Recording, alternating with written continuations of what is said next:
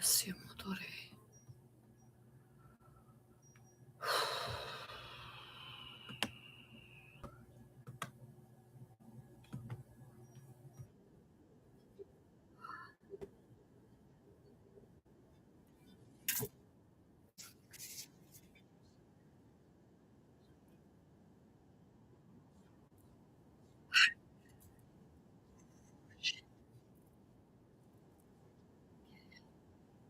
Right.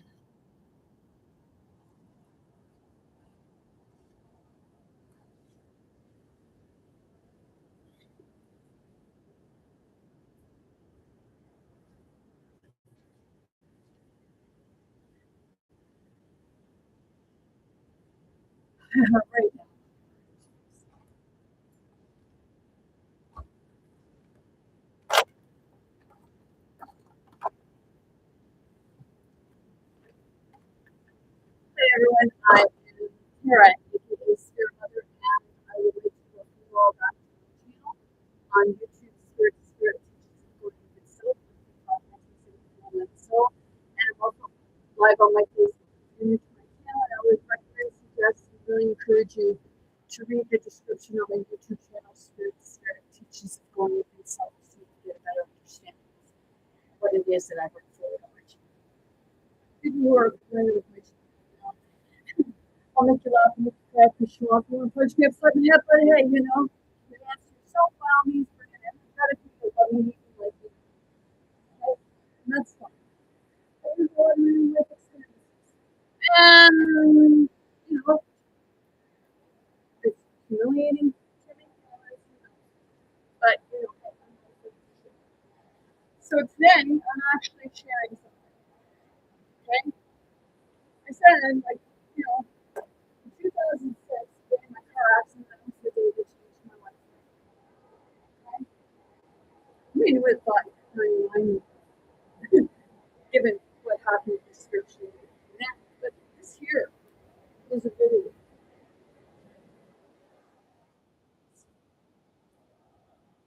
more debilitating than using a weed cord in 1999. They classed it as psychosis, but to this now, I understand what it was that I was experiencing, and it wasn't a mental health issue. Now, this is the part of facing my demons, okay? Inner demons, okay? My traumatic experiences, okay? I share these people because it helps people to understand it's okay to speak up about what you've been through. But you're the only one that's going to overcome it, okay? Now, I did a video, a live video regarding legal documents that they were trying to keep from me because I have a lawsuit with the province regarding my car accident, okay? These are the pictures from my car accident. Happened to be Friday the 13th for all you, I was about to say suspicious persons, superstitious, okay? That was a day that really, you know, changed my life because I was working for a law firm as one of the, like, one of the main legal assistants. There was two of us. One, she worked at the front desk and she did more property, and I did more of the.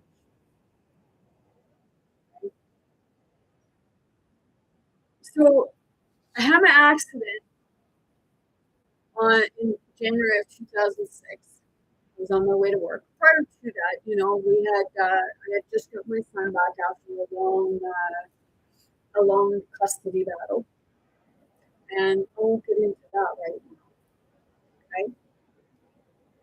And you know, we had just moved, and oh, there goes some mommy and a baby raccoon. We had just moved, and I was traveling back to work, and my ex-husband, he was like frustrated and blue, and I went to see him. Okay, I got a therapist from my work, and I went, and, you know, I was telling the therapist that, you know, I was getting weird feelings.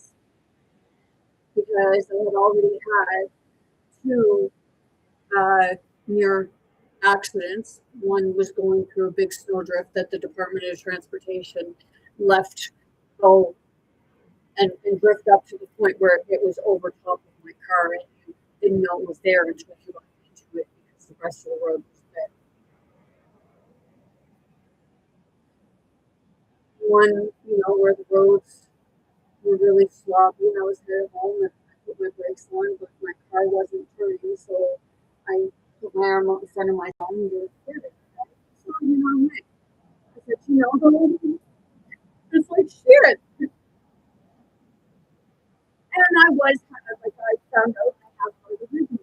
So, having, sometimes you have heart attack, I wasn't really going to the hospital. I wasn't going to the doctor.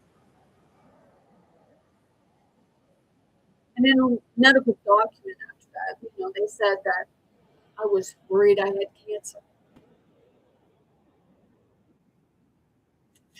They'll write whatever they want in your file. Okay? So I have here some medical documents, okay, from the doctor, the therapist, and what have you, okay? And I also have the CT for my CT scans, my PET scan, MRI, CT scans over here, and I also put up the kids.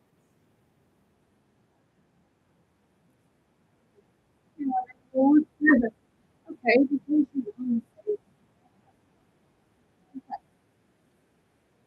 so here's the report. This is where they simply did my personality test and told me I had an IQ of 89.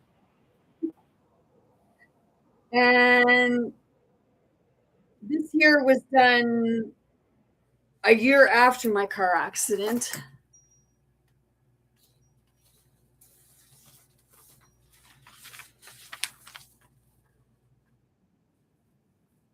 Hope these comments are of help.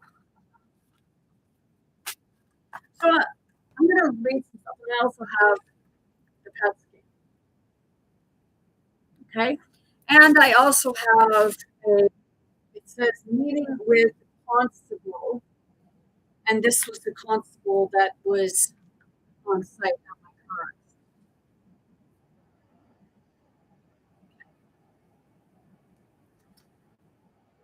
This was my, okay, I'll give you a little adjust. The truck was off from where it should have an hour prior to this spot. And when I come down off the hill, it's got to be something to do with the road, right? You're saying I was driving too fast, but he wasn't. He was off before me. Okay. So, they say about circumstantial evidence.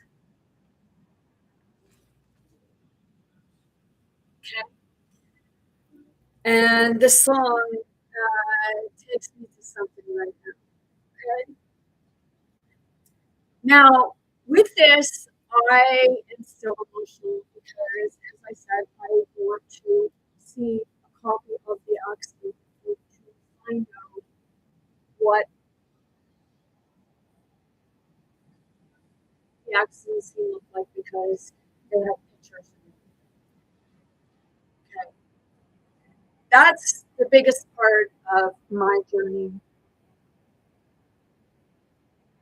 moving on. Oh, that's Tia.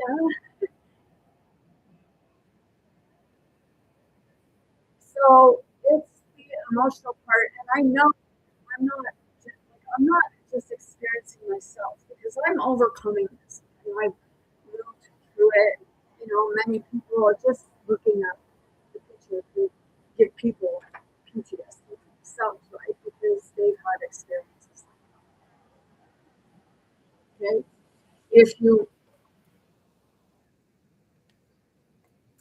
look in this picture here, you can see that there's coming through the seat. And if you look closely, you can see that the seatbelt is, okay, see that? With the seatbelt. Should forget and cut it off.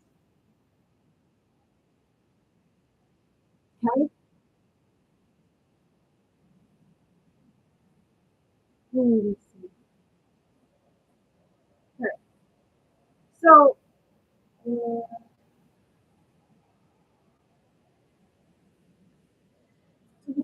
kind of go in order. Okay? So, this is a letter from the doctor. I had spoke a number of times that I had spoke to my doctor about something being written in my put in my file that was not mine, stating that at the age of 14, I tried to unalive myself by slashing my wrist. No, I didn't, because at the age of 14, I was pregnant for my oldest son. And when I confronted my doctor with it, this was after all this. I confronted my doctor, and that's when it was in there. It's like, dude, you're the doctor. You're supposed to remove it because I was your patient at the time, and you know that it's inaccurate information. Okay. In '91, I was home and I was living at home at my parents' place. And in '91, I took about 14 Tylenol, regular strength. And then I went and told my mom what I had done. Right? That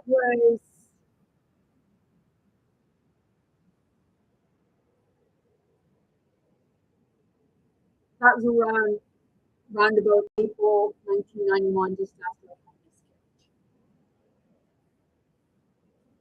miscarriage. In November of '91 was when I actually tried to unalive myself with an overdose. I took, was it 11 of my, around about 11 of my mom's sleeping pills, and about 41 or more of her other antidepressants.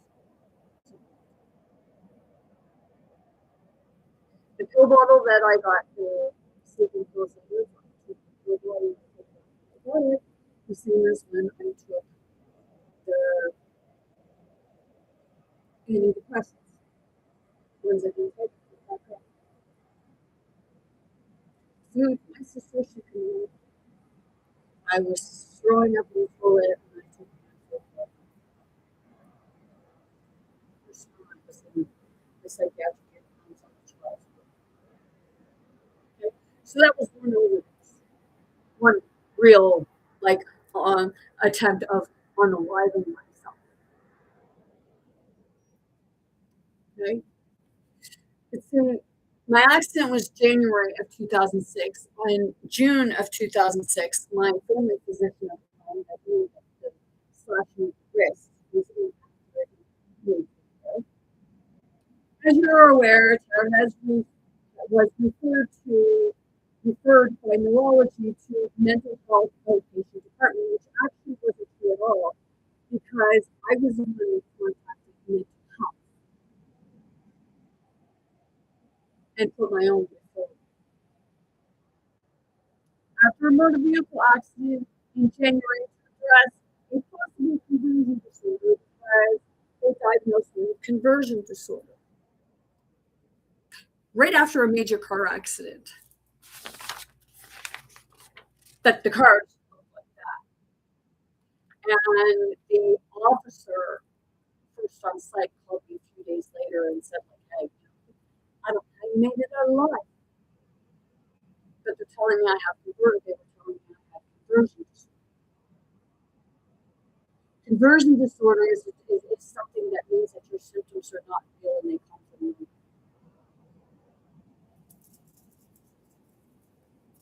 See? know when somebody really, when like I know the difference of when you need to see a therapist and when a therapist is actually doing you dirty.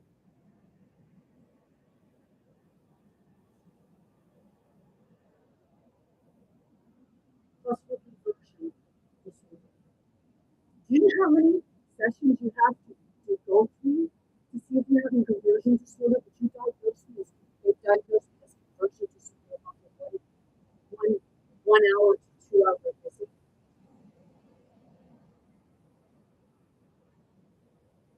It takes extensive testing.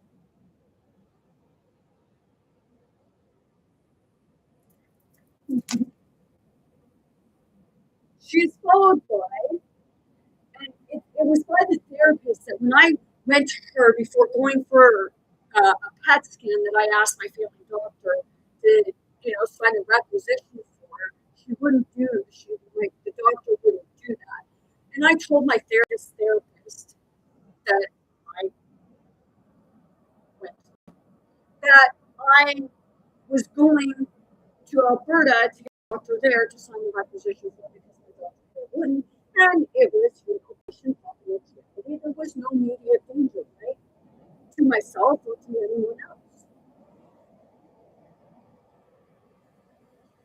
But when I get home after receiving the PET scan, and I went to my doctor told me that she was no longer going to be my doctor because of breach of trust, that I breached her trust. With all due respect, what trust did you deserve? You dropped me as your patient because I went for a second opinion, something that you did not have to pay. The taxpayers did not have to pay. All you had to do was put a signature, but you pushed a medical document away. And I will explain it because it goes hand in hand.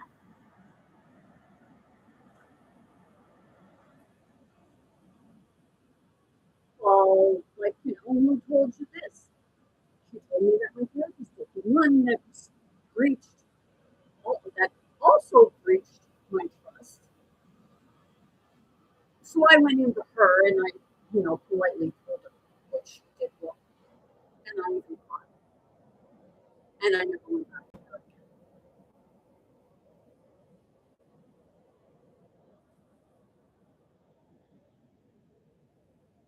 Followed by the community mental health. Social care for diagnostic clarification and management.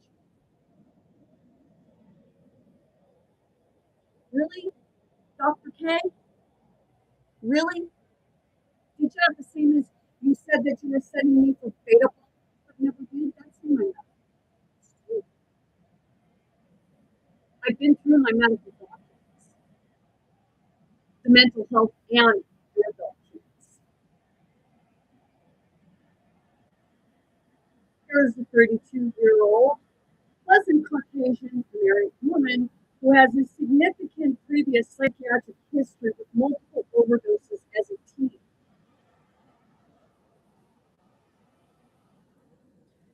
There's got to be a way that, I can sue your ass, man, because that's defamation of character right there. Multiple overdoses. I just told you what overdose I did, and a previous psychiatric history. Well, that was when I used the Ouija board, and you open a portal and you never know what you're going to fucking get. You called it psychosis, or what have you. But I guess you just don't understand the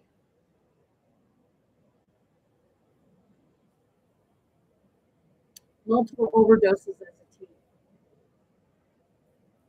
And type B personality traits. Really? Are you a psychiatrist, man? Are you a therapist? Oh, right, you're a doctor, right? But don't people have to go through extensive testing? For this year, I was in the room for about 8 to 10 hours straight, and I was bawling because I was in that much mental and physical pain because you did not give me a break.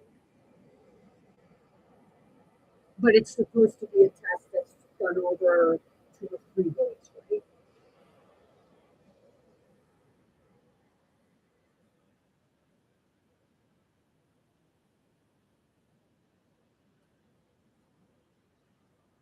History of substance abuse. So something that was a physical accident, they're bringing in the medical class when I was actually on my way to work. So that's how they play.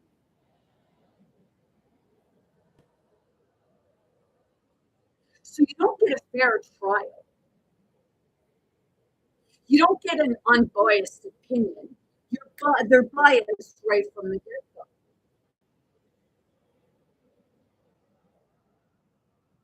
No, I'm not doing material right now. I'm doing people who want to do right now. I'm doing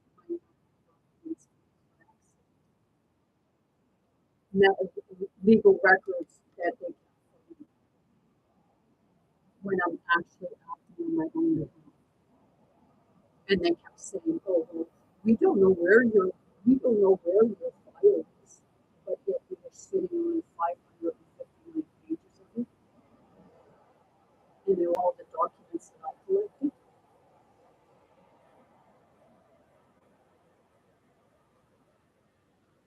Abuse at one psychotic episode 6 years ago. Yeah, and I'm not ashamed of it either. It was a really fucked up experience, but a learning experience.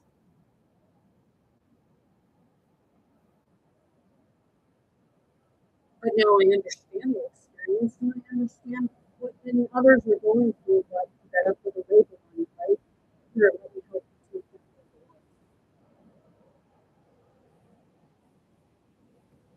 With no medications or psychiatric follow-up until after her motor vehicle accident this year in January. Really? So that year, 2 years that I was seeing a therapist and I was on loxapine, that wasn't the therapy? So you're saying that I dropped the therapy? Really? Wow. Yes, to por real, ¿no? Я като по рекреасерой.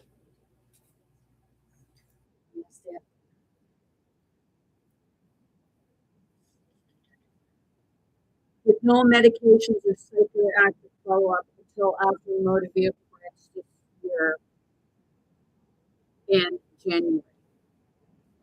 It was a significant motor vehicle accident where she lost control of her vehicle in Louisville.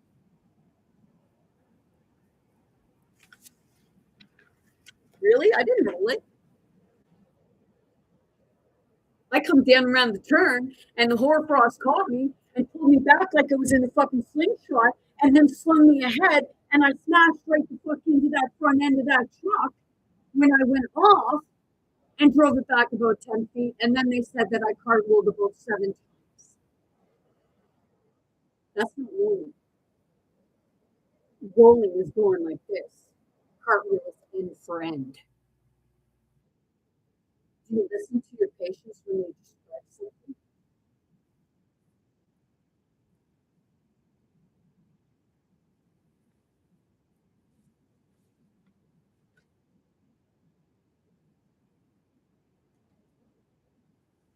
Although she did not have any objective signs of injury, she developed headaches and soft and neurological symptoms featured by difficulty with balance and stuttering after the accident. Okay. Can somebody tell me what happens to a person when they're in fucking shock? Person can walk around with a fucking bullet in their head in shock, jackasses. And on all brain injuries hit right as soon as you have, like, it was like, holy shit, man, when I come to,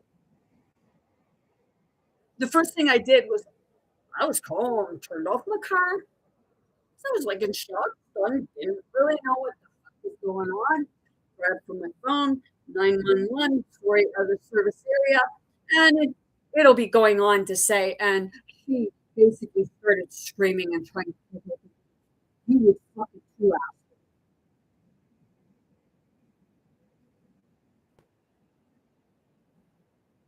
That I lost my insanity. But I had physical reasons why.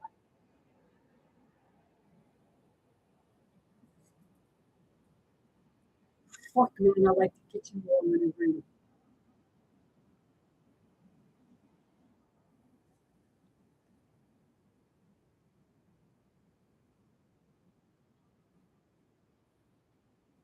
And no, it's not threatening violence on anybody.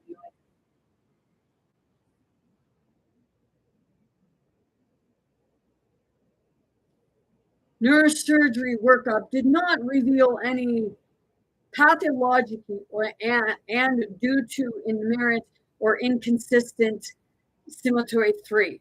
Conversion disorder was suspected by a consulting psychiatric team.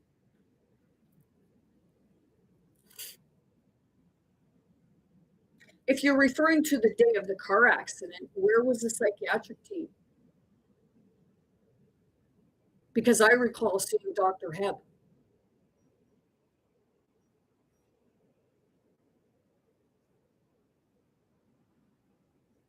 And I believe he was the one that was head of.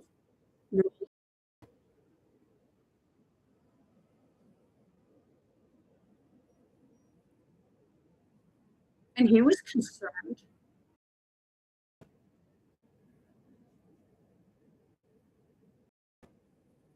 Do you know that when you have a traumatic experience gets burned into your fucking brain? And you ain't messing anything up from that experience because you remember every damn fucking little detail right down to the fucking smells.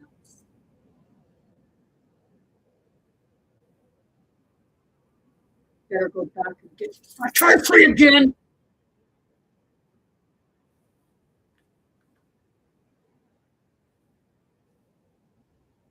The symptoms have significantly improved and she has been able to return to everyday function. Really, I wasn't driving, I couldn't go back to work.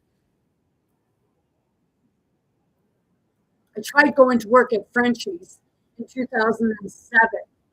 I tried driving then, but there was a few times where I fucking felt like I was going to, pass out and go off the road. So I stopped driving and quit my job.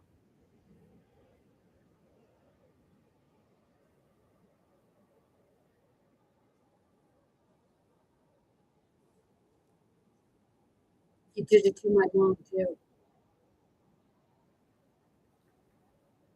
You should all have your license revoked and not be allowed to practice in the next province over like they allow you to right now.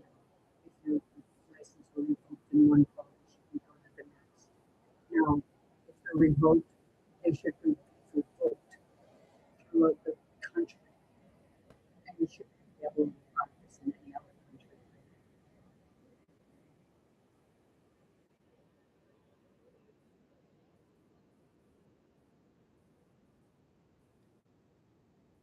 She initially had symptoms of acute post-traumatic stress disorder. Are you sure it wasn't like post-traumatic brain injury?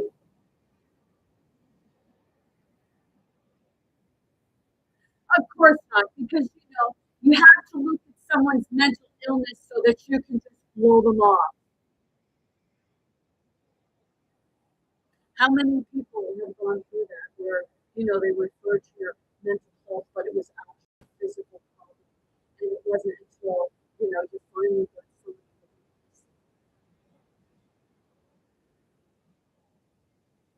It's like right now, it's like I feel the spirits, and it's like the fists are flying. No te felicito por eso éxito, por el muerta. People say, Ellie, you're still mad about this stuff. You would be too. And don't tell me you wouldn't because I'll call you fucking bluff and tell you you're full of shit. Oh my goodness. mother of a mother raccoon going with her 3 babies. You know, they say the meek will inherit the earth. Do you really think the meek, I mean the weak, the ones that go hide? No, the meek represents the ones that stand up, speak up, and do something about it. Just like a raccoon. You go try to get those babies from that mother and you threaten those and see if she can rip the face right off you.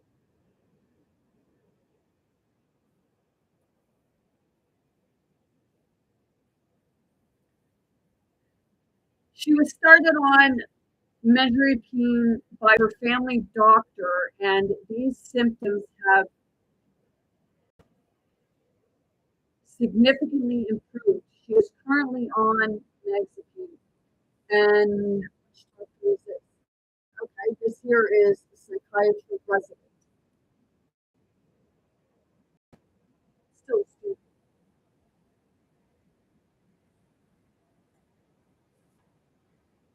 Excuse me, I make correction with regards to it being my family. This is to that family doctor who knew the difference.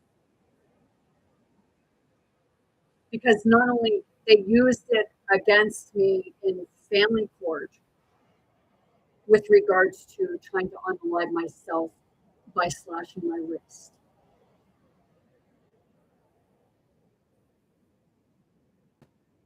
So not only did I talk to my doctor about it at this time,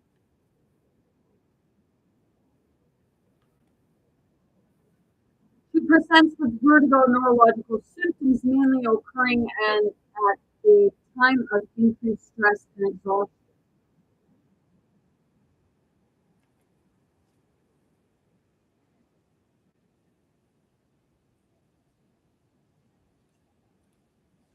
What happens? Anybody who knows, like, you know, from a traumatic brain injury, what happens? You're exhausted.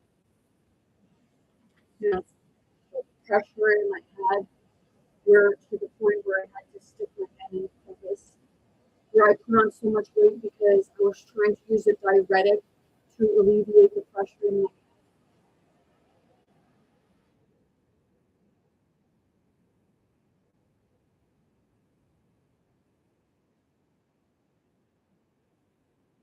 These symptoms consist of slurred speech and subjective feelings of gait difficulties. You know, my legs were shaking so bad I couldn't even fucking walk anymore. I had to sit on my ass like a little kid for me. I had to use a walker. I had to tell people, you know, I go, if I'm walking and all of a sudden it's like a freeze frame and you're looking at me and there's nothing, there's no motion, nothing, I'm just blank. Don't touch me unless you're ready to catch me.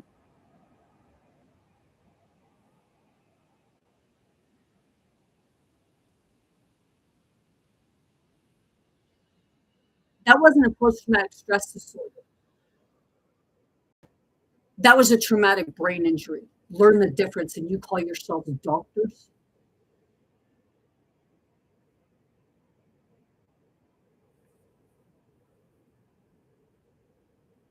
You know, I'm not saying all doctors are bad because I'm not good doctors. You, the one in Alberta, in Alberta, he was the best doctor that I met because he actually listened.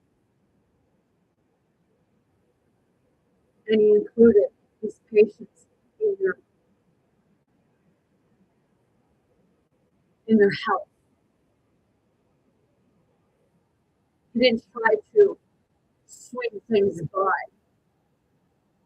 He showed you things and explained it if you didn't understand it. And he was a foreigner.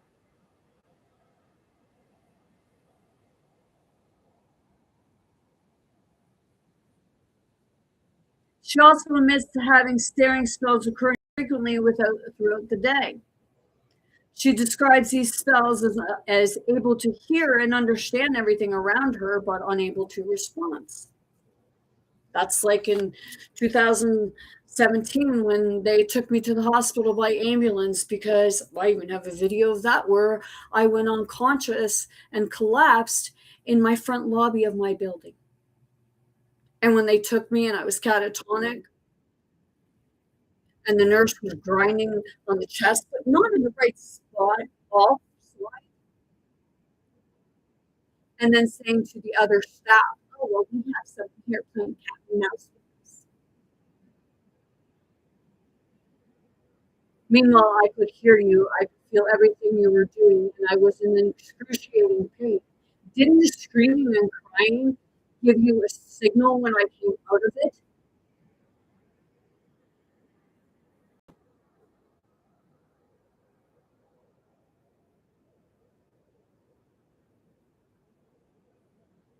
Like me, did you?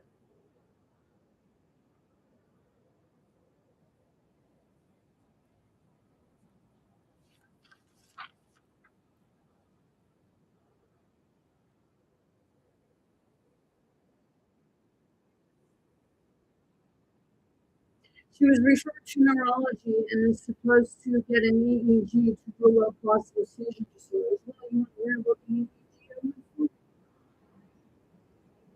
And then later on bed, having looked up and everything.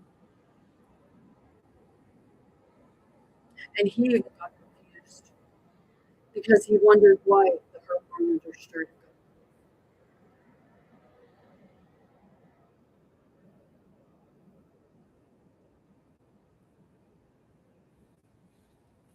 But you don't write that in your documents, do you?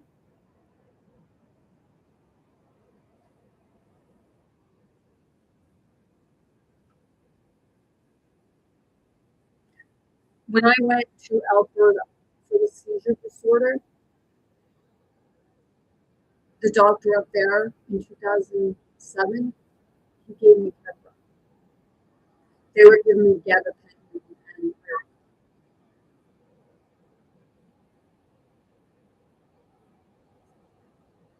gabapentin actually caused me more problems. And they're the same thing. It's like I was getting dust in my nose.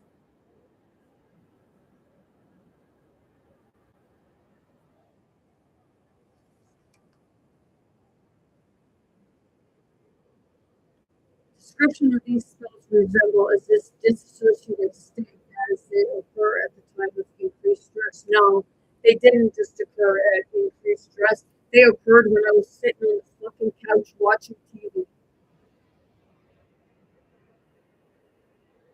They occurred when I was walking in to go up, standing up, talking to the pharmacist. Didn't matter where it was, it had nothing to do with fucking stress. It had to do with what was in this PET scan.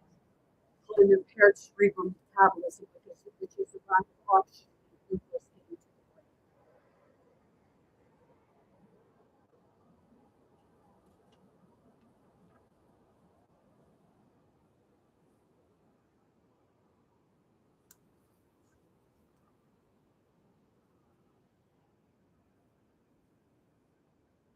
I was able to observe these in my office, lasting a few seconds each. Then how was my speech afterwards? Because when those things would happen, my speech would be slurred. It was like I was on food, to the point where I even had people tell me that I seemed like I was mentally retarded.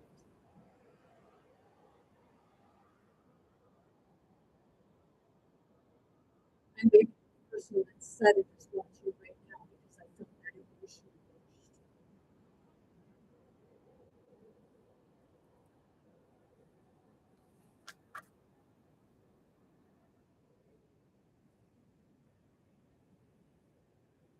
Sometimes it would last 15 minutes.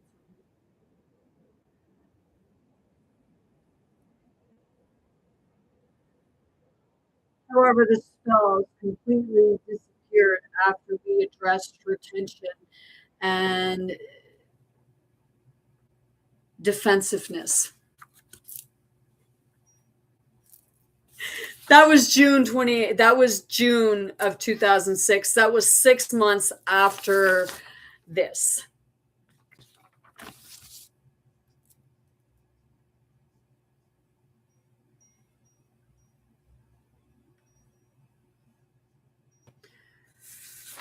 Dissociative meaning to or attending to produce dissociative state in the subject that so that he or she is not aware in consciousness. Are you serious? I'm quite aware. I was like, disassociative. But yet I said that I was aware of everything that was going on around me. I could hear, see, and, smell everything. I just couldn't fucking respond to it. But I was in a dissociative state. It says it right there. Not conscious. Not aware in conscious state.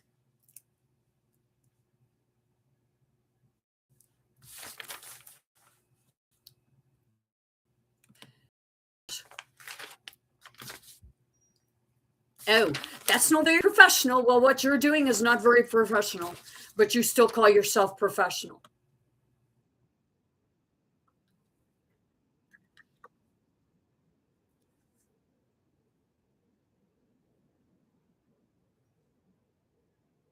Declaration from her husband reveals increased inability and relationship problems at home.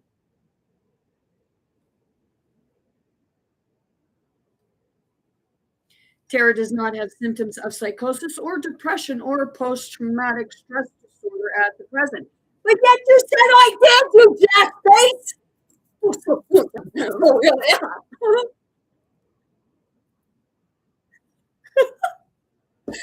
Do you hear yourself?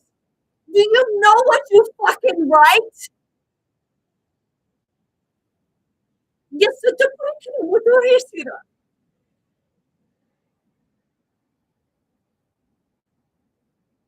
Seriously.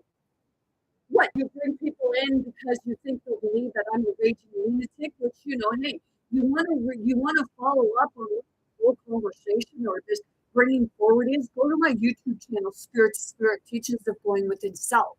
After this is all done, and you will be able to see exactly what it is about. My medical documents from my car accident. I'm giving you my whole story here. I'm even reading medical documents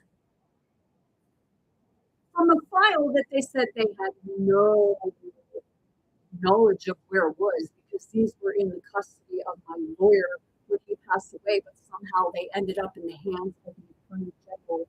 And they said that it was information or disclosure discovery, but yet it was never filed because you wouldn't get a copy of that unless it was filed with the courts by my lawyer.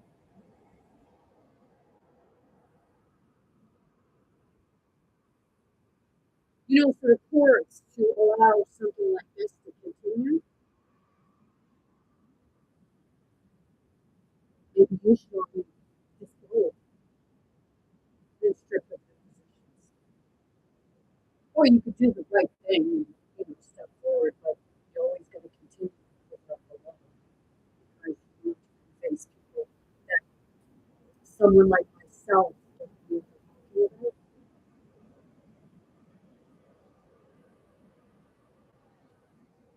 We may look stupid, but we're not stupid. And when I say we, I mean people like myself.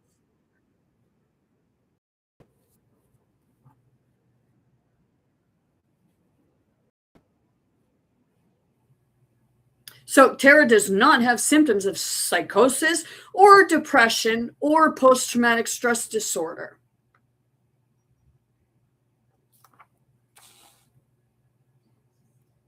But up here, he says the symptoms have since significantly improved and able to return to everyday. She initially had symptoms of acute post-traumatic stress disorder. Initially, wow, I got over myself quick, right?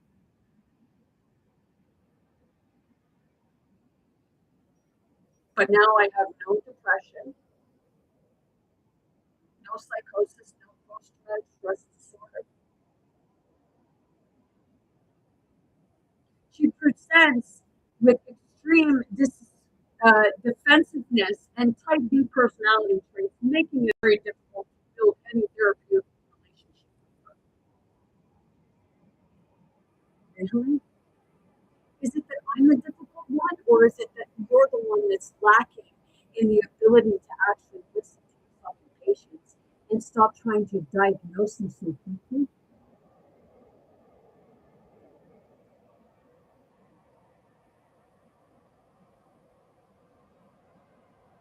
Is that what they taught you in school?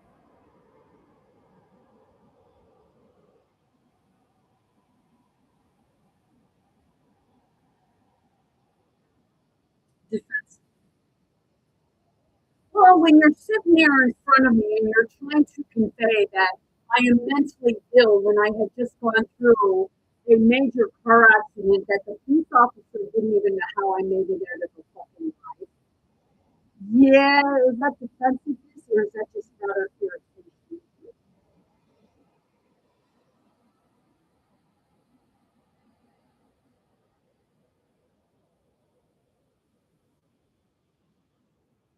She should continue on her Magazine, as this seems to have been helpful to her.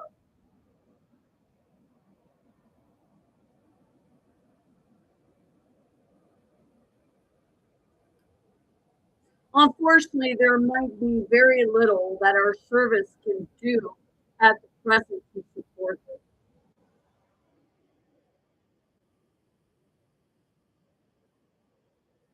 Go away now.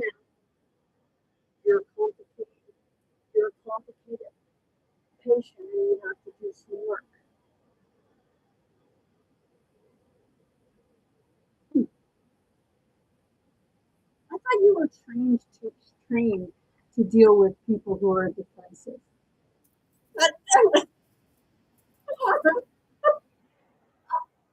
Rusya, miyako dorsane musukuru ya no.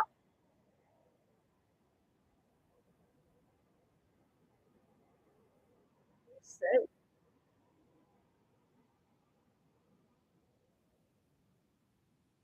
it's not the patient. You know, a lot of times it's just the doctors who don't know people.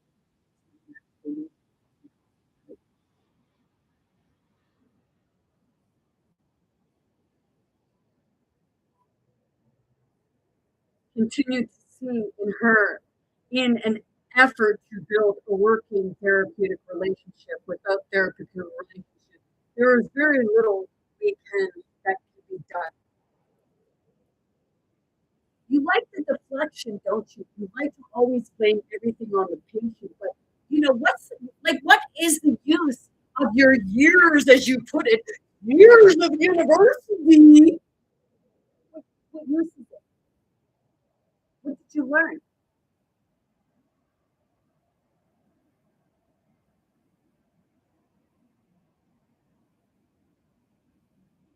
But just say I disagree. Too defensive. Aren't you supposed to know how to get around the defense mechanisms? You're supposed to be able to get to the root of the problem, right? Because there is a way, even if they do seem like they're very difficult or on the defensive. You just don't know how to do it because you're too much in your books and you lost track of what humanity really is.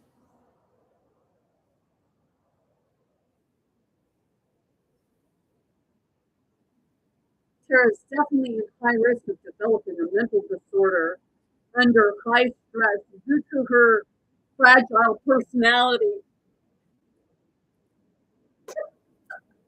Seriously? Seriously. With all due respect, I'm not the one getting my panties in a bunch because I was working with a difficult patient. Is that why you tell people, hey, just go get your maid? Because you can't be bothered because you're not trained and equipped to deal with people who actually do know what they're talking about and want to be part of their medical health recovery. They want to be heard because they understand things that, you want to not give them credit for because you have the credentials. We have the experience and we understand our experience. And you people just refuse to hear us. It's not all because there are many. And there are ones that actually do understand the patients because they've been there themselves. They put their own bias aside, their own arrogance and ignorance. Just because you have a certificate or diploma or doctorate or whatever the fuck you want to call it next, doesn't.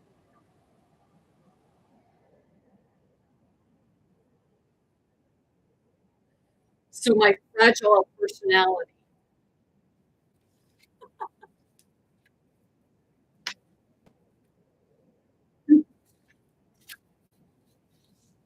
Okay.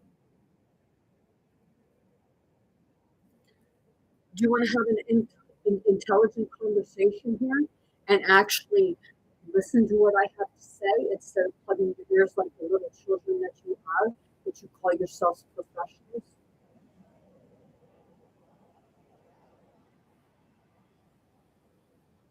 Okay, so now we'll go to the next one. Okay? January of 2007. So 6 months later.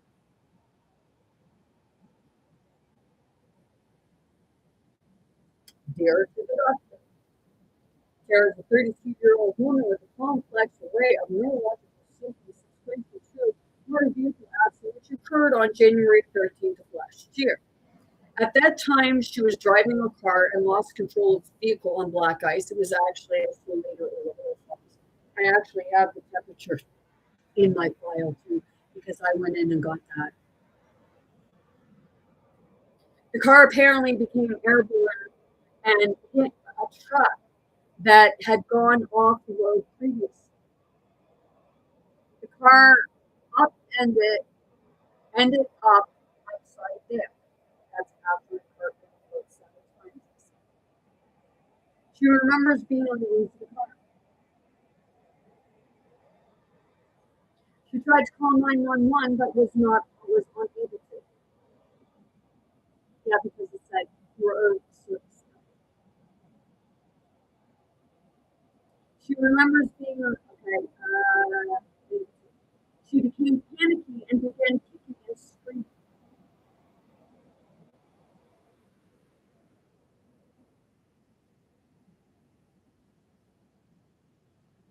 Panicky? No, I flipped from fucking shit and I was screaming for help and trying to kick the windows out because I was afraid that my car was going to catch fire and I was locked in it, you fuckwads. Bad language? I digress. Or is it a digression or is it well deserved on your behalf?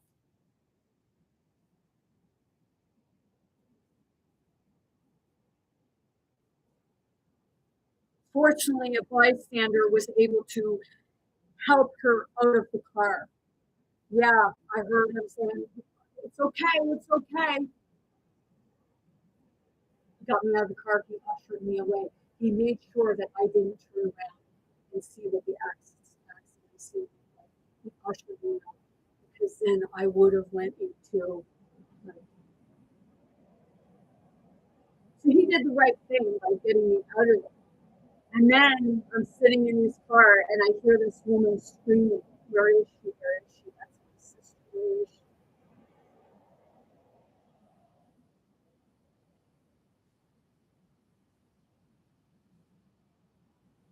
She was subsequently seen in the emergency room where she had a sore neck and upper back. She was assessed and discharged.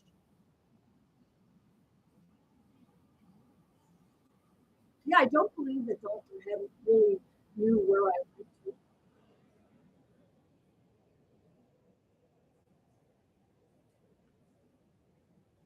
because he did CT scans that day, and he did the other test with the foot and seeing that he wasn't real reactions.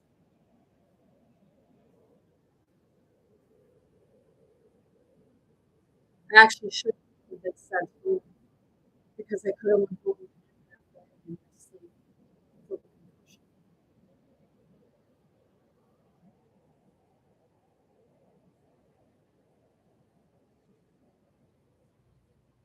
Over the next couple of weeks, she had progressive imbalances for her speech. She seems to have had difficulty getting her words out. The right leg became shaky and weak like rubber. She had progressive headache with pressure in the head. Over the next couple of weeks, she had progressive imbalances for her speech. She seems to have had difficulty getting out of bed. She was seen in her local hospital and referred to Dartmouth General Hospital and initially to neurology at the Halifax Infirmary.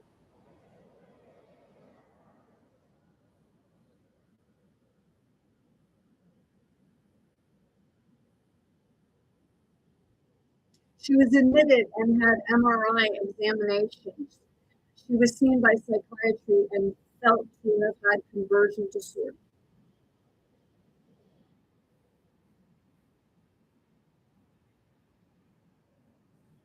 Okay, after the day of my accident, I went to the health. I went to the doctor. They took the ambulance to the doctor.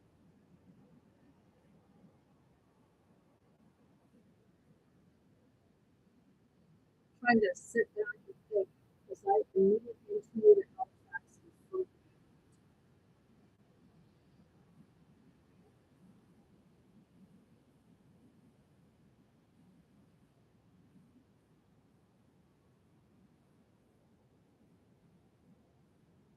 I don't recall being admitted into the Halifax Infirmary. The only hospital recall being admitted into was the hospital where I'm living now, but I wasn't living here at the time.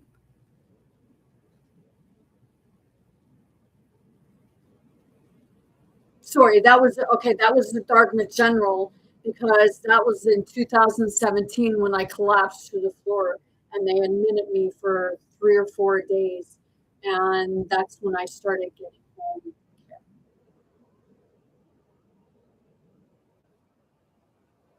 So 2006 to 2017,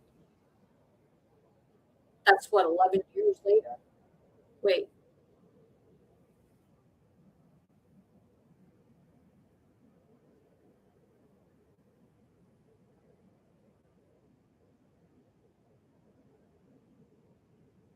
is that the 2 day one?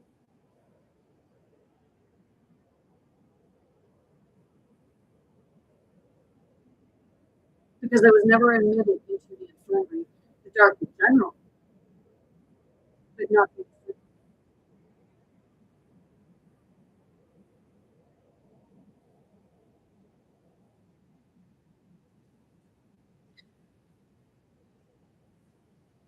No, infirmary. She was admitted and had MRI examinations.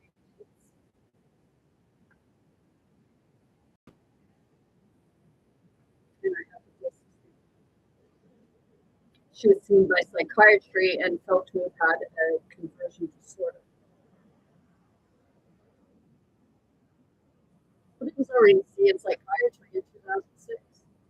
So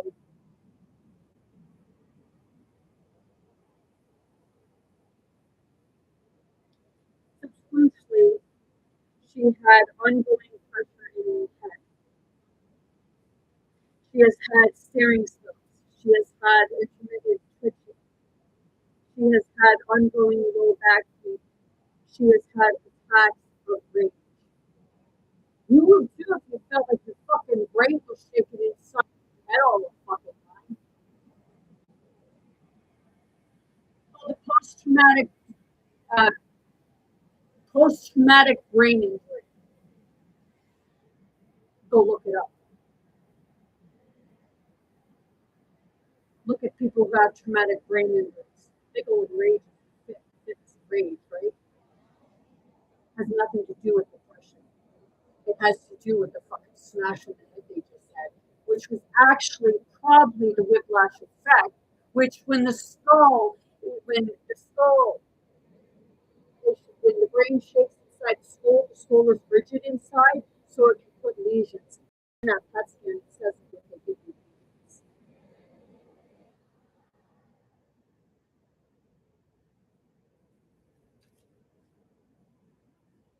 So there's a conversion disorder. It wasn't a conversion disorder at all. It was like actual physical.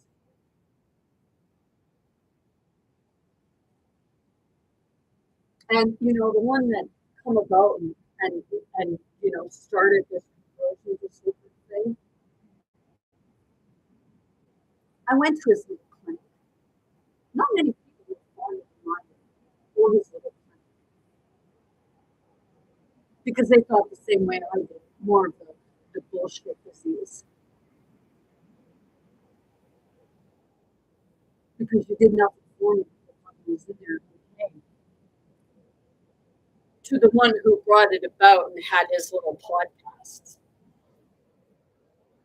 I looked at you and said hi. What, your patients aren't good enough to say hi to? They're good enough to collect money from, to be your little subjects and statistics. Are not good enough to say hi to when they say hi to you. You snub them and walk off like you're a stuck up, snot nosed little asshole who thinks that just because he has credentials that he's better than everyone else. I don't give a shit if you're a doctor or not. You don't deserve my respect.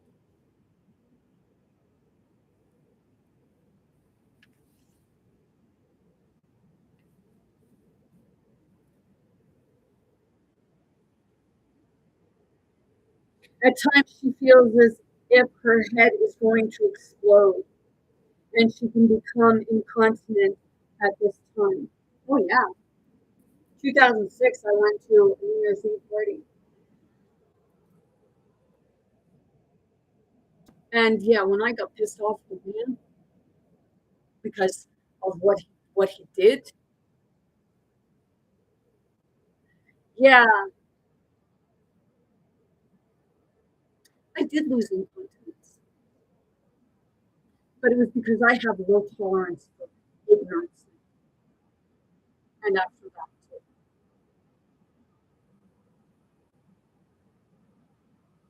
The thing that people did wrong was, you don't listen to your family, you observe things, but you believe what a doctor says, but something just doesn't add up. It's easier not to go against the doctor because they might turn on you. Or you just didn't give a shit about the person, which says a lot for who you are. She has at this time. She has experienced the feeling of liquid coming from her ears and nose. That's a PTSD. That's a post-traumatic brain injury. And when you have a brain injury, you get a lump, and I get a lump there, and it flows up a lot.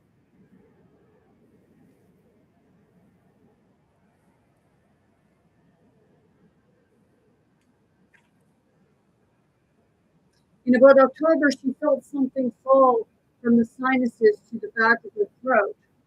She had some kind of watery or mucus blood that she spit out at that time. Well, I can describe it.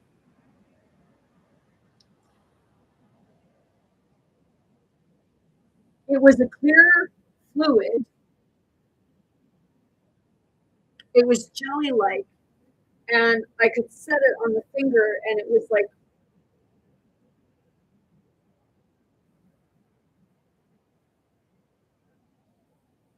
something like that. Only it was clear with crystals through it.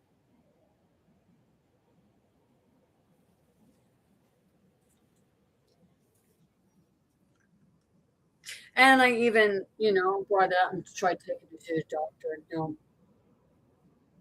dismissed. You could have tested for fluid, jackasses, but did you choose to? No, you blew me off.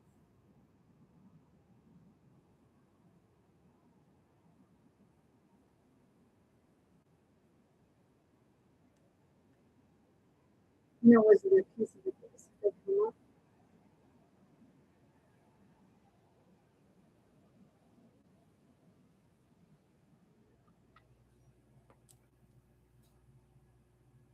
She feels that this was of some significance and that her symptoms improved somewhat after that event. Then it got worse because I started the first time I actually collapsed to the floor was the day we were moving stuff into the house. And I was standing there and everything rushed. And I was like, go, and then down I went. And that was when I started losing crap balls of it. The only thing that I could eat was Mr. Noodle. And then I did a lot of dry heaving.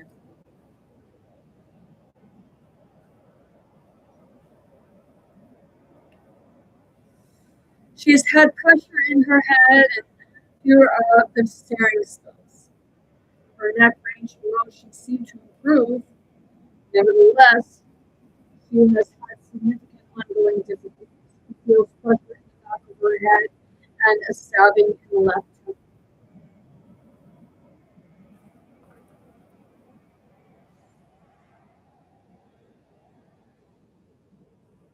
There is more vocal area of decreased uptake in the left postural posterior occipital junction.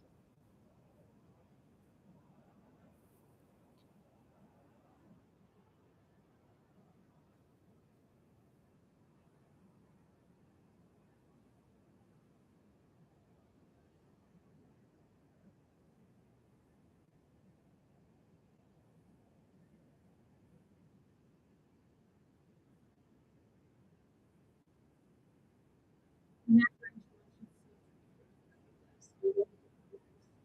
partially the back of her head. She has limited serious loss of right side.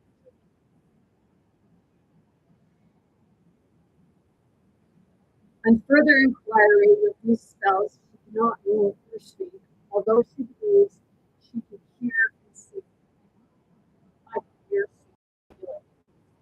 It's like when someone is that person can still hear and everything is going. They just can't respond. That's why they tell you, if your loved one is in the group, talk to them because they can still feel. They can still feel you when you touch them. They just can't respond.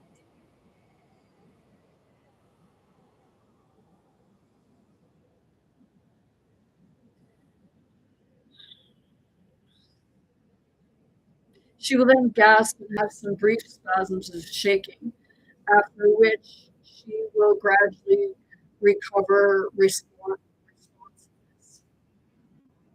Currently, these episodes last between 1 and 3 minutes, which, I had told them some of them last 15 minutes. Sometimes I start coming out of it and then it's like I'm back in again. That's what was going on then. It wasn't a doctor that helped me. It was God that helped me after I died in 2019. Whether you believe that or not, I don't give two fucks what you believe anymore.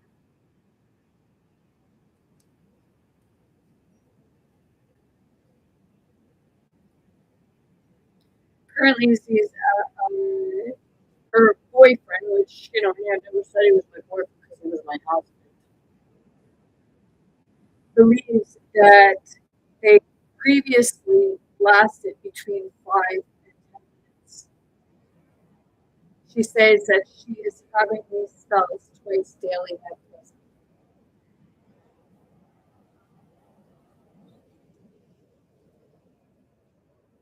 She has pain from the low back radiating to the vertex.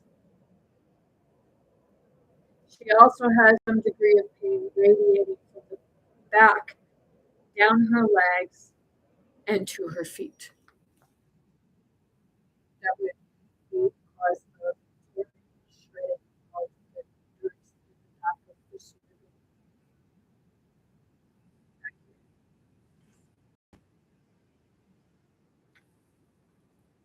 It says in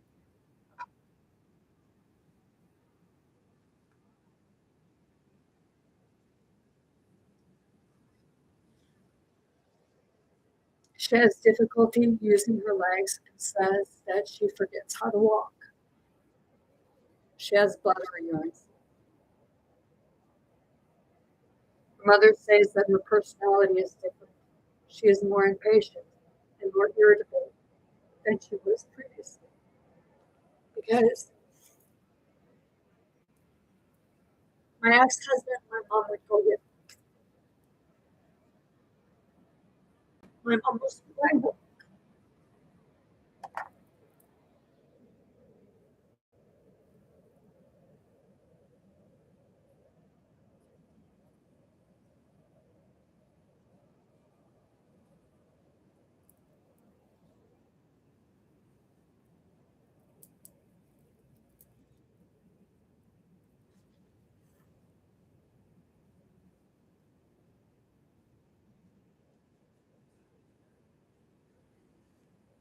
I know that she has a past history of substance abuse and has been noted on a type B personality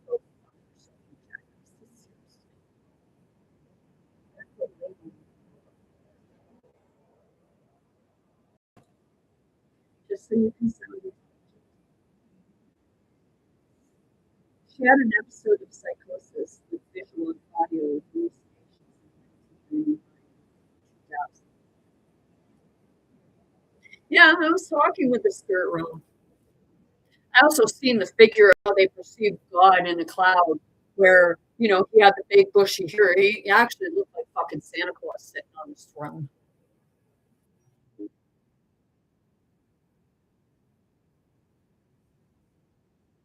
I even said to a nurse when my period was really on, my parents wanted to go to Crystal Palace, and they took me to the emergency room to see if they could keep me for a few days so they could go on the trip. The nurse come in to see me, and my body just whipped around. And I looked at her, and my whole voice changed. And I looked and I said, "How's your fucking dead baby?" Well, her face dropped. She turned around. She got white. She left, and she never returned. And then when I went in to see the psychiatrist and the student, I said, "Hey,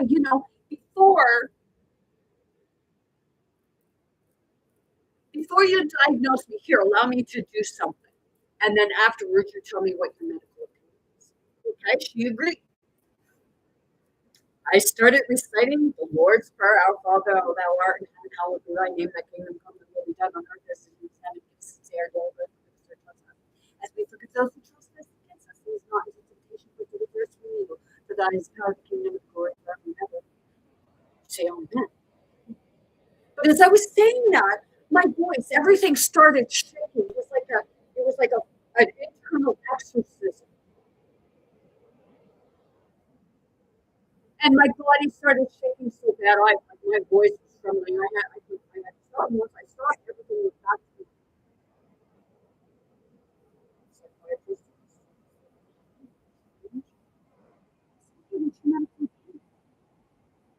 I know nothing about the spiritual stuff, she said. And I told her I didn't ask for your spiritual thing. I asked for your medical thing. And she said I can be home.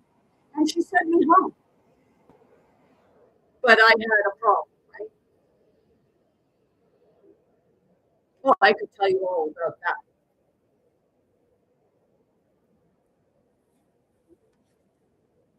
Say, "Oh, well, that was on the hallucination." And you tell my mom and my sister that my eyes didn't turn completely black and completely white with a bit of gray in between.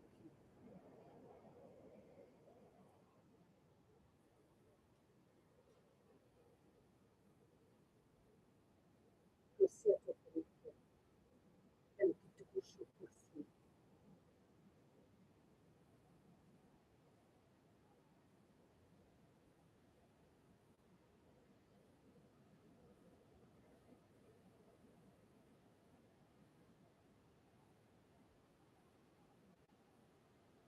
There is some question of episodes of previous sexual abuse in the past is questions. So you're saying that me telling you that I was sexually abused or assaulted when I was younger, you're saying, oh, well, like, she says this happened, but you don't believe it.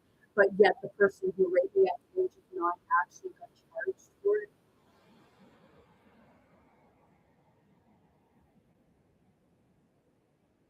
And years later, the one that had at me when I was 13 years of age, well, he was 21. Did I charge him for having charged? No. But years later, I did contact the police about it, and they had him in custody from doing it to a proof of doing it with his babysitter that he couldn't have because he had to babysit his friends. That was his motive. And they knew that they had the right one too because I described his room. He had a lot of schools.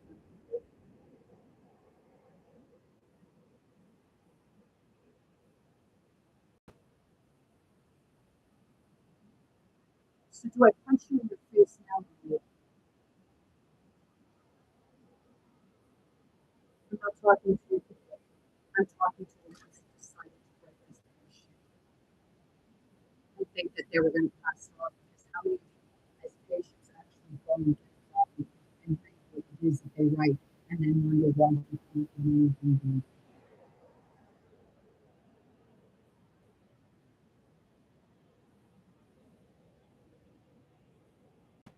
I know that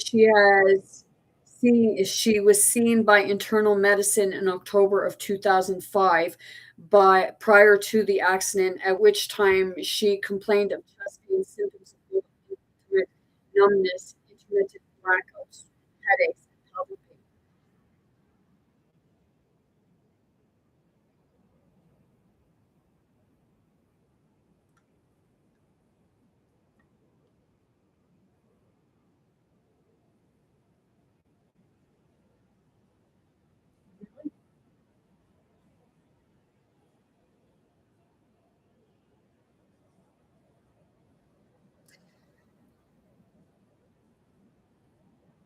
Do you know what trauma does to the body?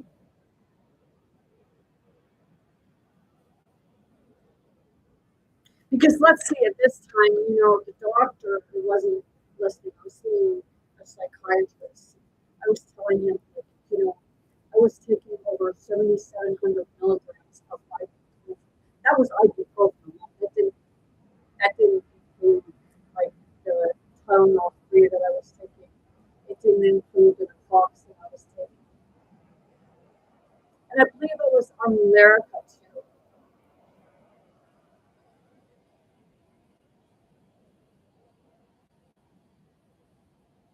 So did I have a substance abuse problem?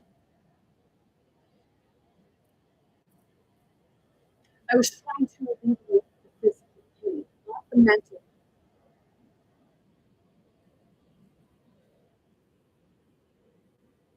Physical pain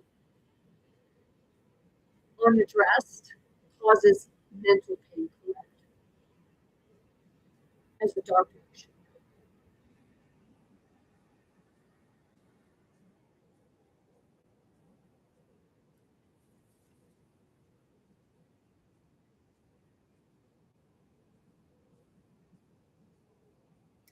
At that time, she was very concerned about cancer and heart attack. Cancer ran, and I was having a lot of belly pain.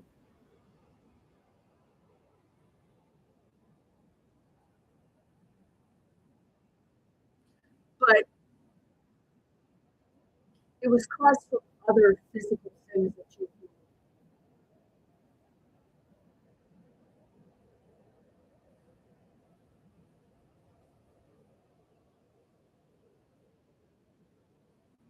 She has been seen by Dr. So and so and is currently followed by a therapist who works at local mental health clinic.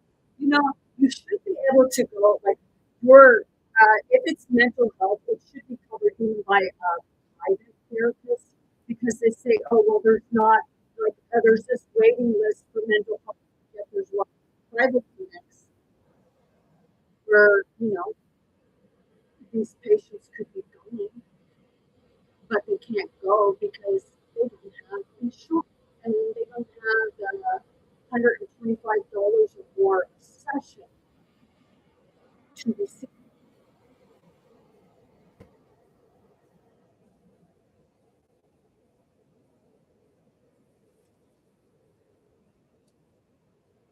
On examination, she was somewhat unstable with room work. She was able to do a 10-minute gait well. Toe tipping is normal.